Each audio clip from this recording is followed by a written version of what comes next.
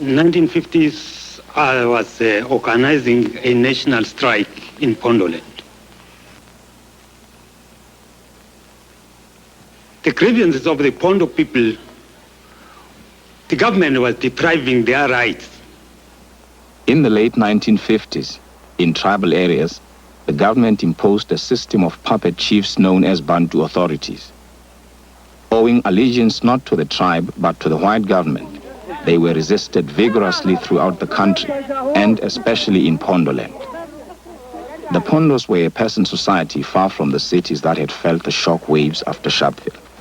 Their pleas to the white commissioner were met with contempt. They were told to deal with the very chiefs who were the source of the problem.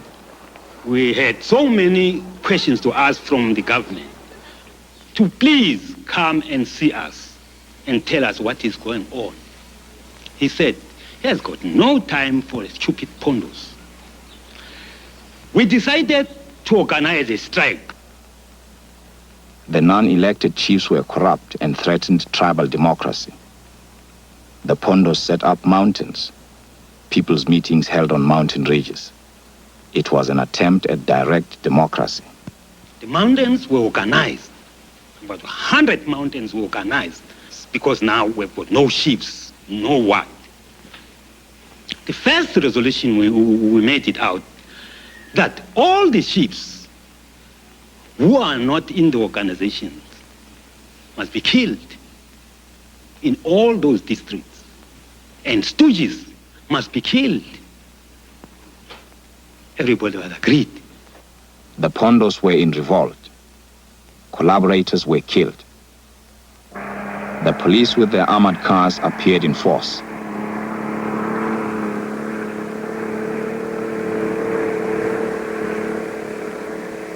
Several people were killed.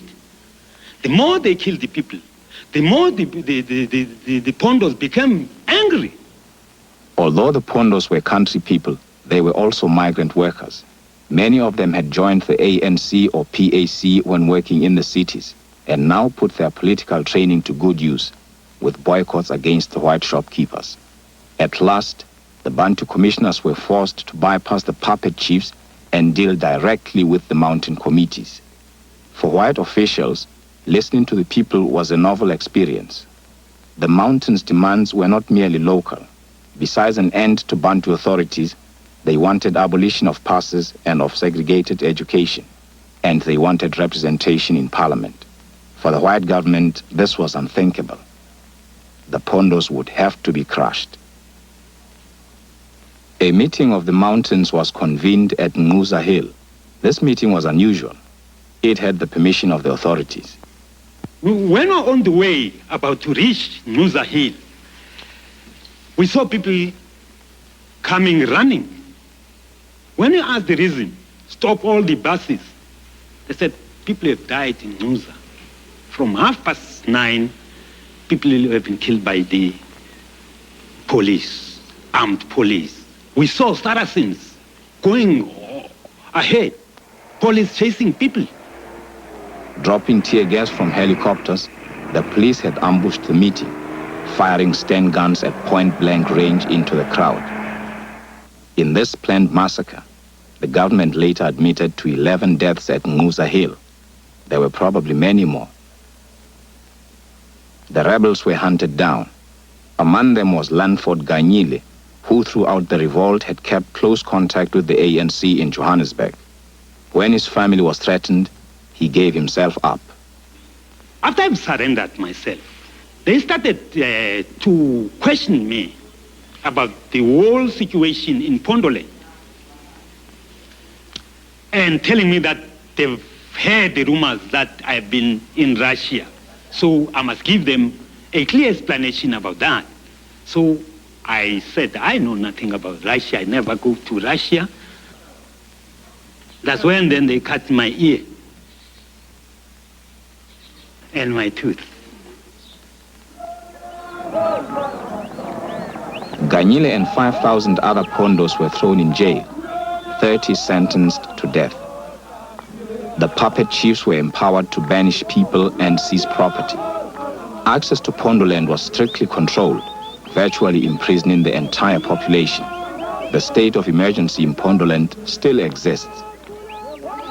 It was now that the ANC and the PAC remembered Bambatha's guerrilla war of 50 years earlier.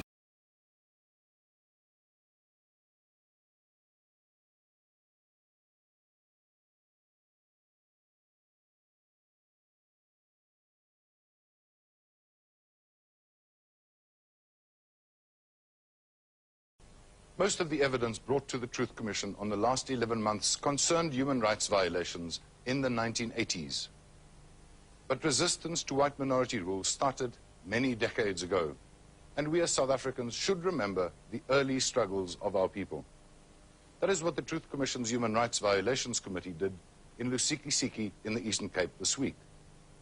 This time, the heroes who gave testimony were not angry young lions. They were dignified grandfathers. Chief Msiza led the Pondo people from Swaziland into Natal, and the Pondo people are closely associated with the Swazi people.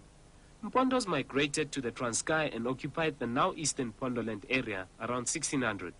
In 1844, Paramount Chief Faku was recognized by the British as the Lord of Pondoland. When Faku's heir died, civil war broke out and Pondoland fell back into British rule.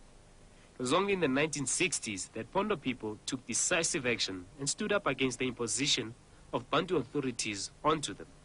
And they were met with considerable force by the government. This oppression was maintained when Chief Ingquza Massacre, who was prepared to conform with government policy, took over in 1963. These are the Ingquza Mountains in Flagstaff, where the Pondoland massacre occurred in 1960. The Pondo people were fighting against the then Black Authorities Act of 1951 and the introduction of taxes by the government. Mr. Clement Qabu and Simon Silangwe were present during the day of the shooting on Ingquza Hill. In 1960, during the Pondo Revolt, we were here. We first sighted a mountain overlooking here. We then came closer. On the 13th, we were across from here onto the mountain top. That is where we were disturbed by flying aircraft. We then left that place, and on the 6th, we were down here where we were killed. We were beaten for not wanting the pass system, the fencing off of our land, Bantu education, and the introduction of taxes, which meant paying for our own cows. Those were the things we did not want. We wanted to be represented at Parliament. It is very important for this event to be placed in history because it is one of the past activities that led to the existence of our new dispensation. It all started because Pondo people striked the way that we did.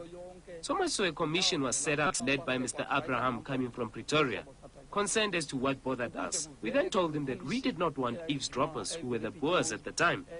A person would represent us, but knowing nothing about our culture or beliefs, including problems. He further said that we did not want to be represented by another nation. The Black nation is large enough. Let there be people who will stand for us at Parliament in Cape Town. The Pondo Revolt was resistance against the introduction of taxes by the government via the chiefs, which meant Pondo people had to use their livestock as payment. When the revolt started, all the chiefs ran away from 1960. Some even went to Mzimkhulu. It then came to our attention that people were frustrated. They wanted to farm. They wanted to build. So the committee was started here on the mountains so that if anyone needed land, they should be given land, regardless of going to the chief, because they were not there anymore. It was only the steering committee. One thing I don't want to forget is that the time we went there, we saw that we were going to be shot. So we then had to bath ourselves in African medicines. We were bathed by a fella by the name of Mapiga. He smeared ointment onto us so that the police would not beat us up. Because we had no guns, but just our traditional weapons, he said we should not go to Ingquza Mountain. Adolphus Cele is also one of the victims who was shot on the day of the Ingquza Hill massacre. The chiefs were called in Umtata, and there were two things which were decided there. One of them was about the land and the other one about the money.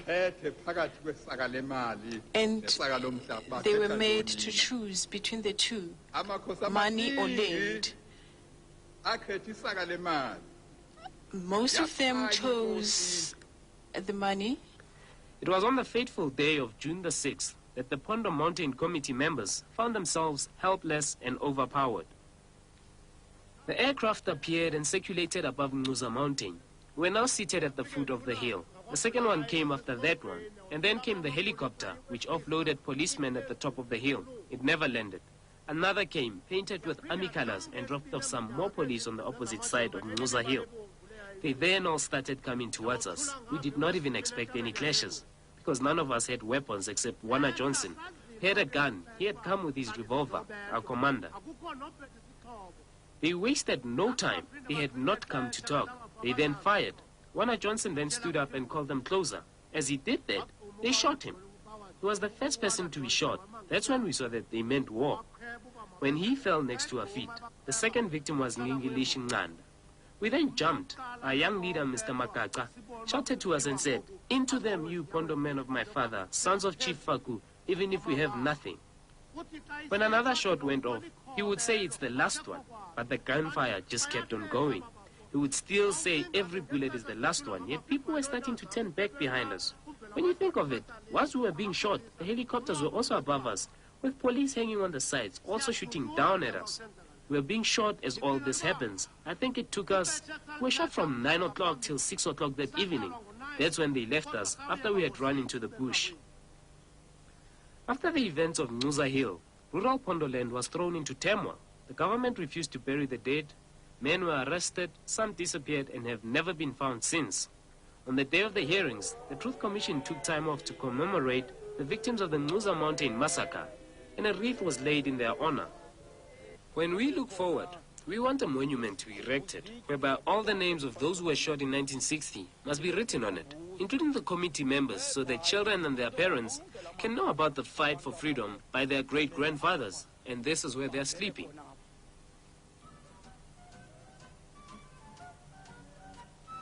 On the 6th of June 1960, 11 people were killed and 58 injured during the Pondoland Revolt.